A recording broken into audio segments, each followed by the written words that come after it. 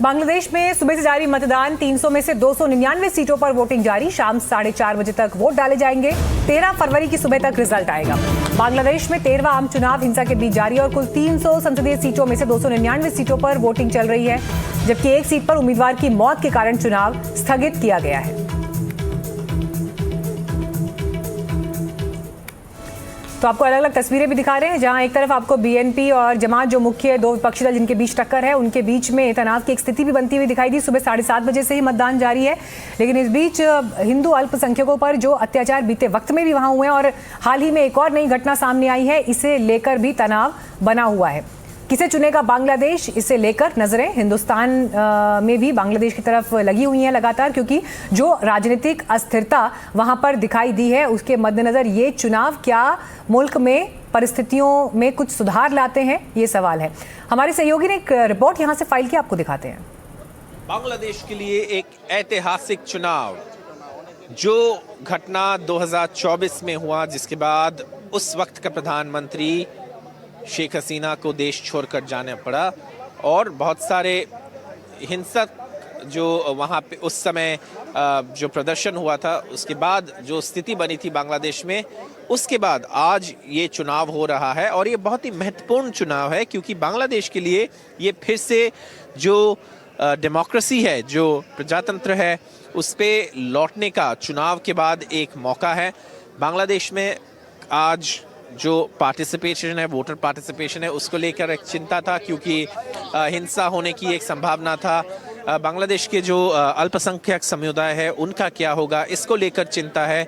लेकिन आप देख सकते हैं सुबह सुबह लोग वोट डालने पहुंचे हैं, लाइन के साथ यहाँ पे आए हैं, लाइन में खड़े हुए हैं सुबह से। वोट डालने की जो उत्साह है वो यहाँ पे ज़रूर दिखाई दे रहे हैं। हम इस वक्त गुलशन के एक वोटिंग सेंटर पे हैं, जहाँ पे यहाँ पे वोट डालने के लोग आए हैं और हम उनसे बात करने की कोशिश करेंगे। As a first time voter, सबसे इम्पोर्टेंट इशू क्या है आपके लिए? What is the most important issue? Personally, the nervousness, because I'm confused, right? So I don't know what I'm doing right now, and I've never really seen the process before. आज आप line देखिए। चुनाव के समय line होना एक अच्छी बात समझी जाती है, क्योंकि इसका मतलब ये है कि लोग वोट डालने पहुंचे हैं। तो कुछ देर पहले की सौरभ की रिपोर्ट आप देख रहे थे। सौरभ इस वक्त ग्राउंड से सीधे हमारे साथ जुड़ भी गए हैं। सौरभ, देखिए, सवेरे का आपने ये इनपुट दिया, लेकिन अभी एग्जैक्टली वोटिंग परसेंटेज को लेकर, इलेक्शन किस तरह से, वोटिंग किस तरह से चल रही है, और वैसे भी जब भारत से हम बांग्लादेश की तरफ देखते हैं तो बीते कुछ वक्त में अल्पसंख्यकों के साथ जो घटनाएं वहां पर घटी हैं, ये कम से कम भारत में भी भावनात्मक रूप से एक अलग लहर पैदा करता है, वो भी तब जबकि पश्चिम बंगाल में भी अब चुनाव आगे नजदीक है। क्या ग्राउंड से इनपुट्स हैं?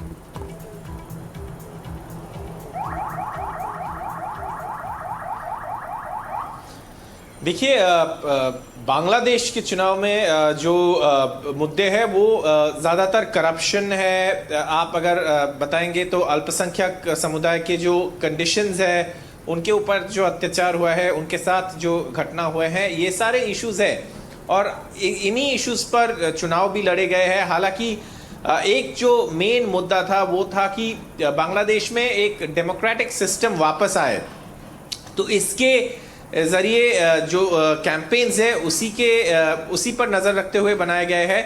चाहे आप तारिक रहमान से बात करें या जमात की जो मुखिया है, जमात की अमीर डॉक्टर शफीकुर रहमान, दोनों ने कहा है कि देखिए, अल्पसंख्यकों को हम उनका सुरक्षा देंगे। हालांकि तारिक रहमान आज ये भी कहा है कि सबको सुरक्षा देना हमारी जिम्मेदारी बनती है। तो अब जो 12 बजे के आसपास वोटिंग परसेंटेज था वो था 32% और 4:30 तक चुनाव होनी है। तो अभी बस कुछ ही 1 घंटा के आसपास बचा है चुनाव होने में, और इसी में पता चल रहा है कि शायद अगर 50% तक अगर वोटिंग परसेंटेज पहुंचते हैं तो बीएनपी का एक क्लियर एज मिलता है। अगर उससे ऊपर जाता है, चलिए, तो 4:30 बजे के आसपास फिर आपसे एक बार फिर संपर्क करेंगे वहां के ग्राउंड रिपोर्ट्स के लिए। फिलहाल शुक्रिया आपका सौरभ। लेकिन बांग्लादेश में वोटिंग जारी है। हिंसा के बाद कितना बदला है बांग्लादेश, किसकी हवा है? बीएनपी ने हिंदुओं को टिकट दिया है। बांग्लादेश के चुनावी मूड मीटर की रीडिंग ग्राउंड जीरो पर एनडीटीवी।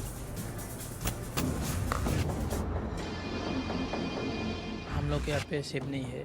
हर किसी के दिन हमारे ऊपर अटैक हो रहा है, हिंदूज के ऊपर। हिंदूज के ऊपर।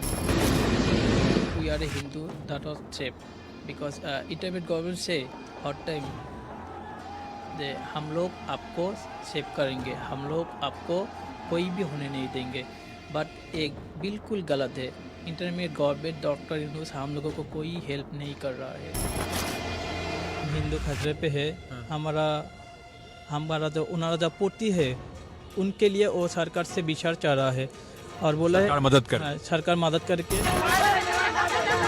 हिंदू लोग के ऊपर में जो टॉर्चरिंग कर रहा, ठीक है, माने हम लोग का दोस्त है, हम लोग सुनाता नहीं है, हम लोग को सुनाते नहीं, बांग्लादेश में रहने नहीं देगा।